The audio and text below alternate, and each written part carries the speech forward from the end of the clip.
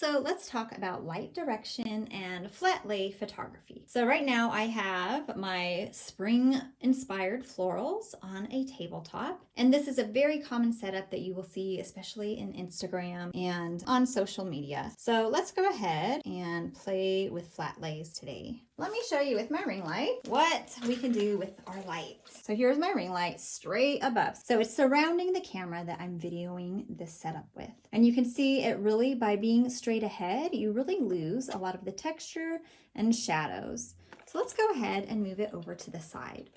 Now, once you get to the side, you're going to start seeing more textures and more shadows, which I personally like. I do know that having a bright and airy look is definitely very popular in today's social media posts. So if you want to do something more like that, then feel free. You would want to just have your light up higher so that you can get rid of those shadows. And you'll also probably want something on the other side to kick back light into your subjects. Right now, we're not talking about that. We're just going to look at how the light works when we bring our light source down. You can see as the light source goes down that our shadows lengthen and they start to cross over onto our other subjects. So we want to be careful that we're not putting our other subjects into the cast shadows. Moving around this direction, so that I'm at the bottom of the flowers. Now all of our shadows are going up. If I bring my light up, then I start to get shorter shadows. And then bringing the light down, I get longer shadows. So this is something that is very useful to experiment with. If you have a constant light source, you could use even just a shop lamp or a flashlight. So don't get picky. Just go ahead and see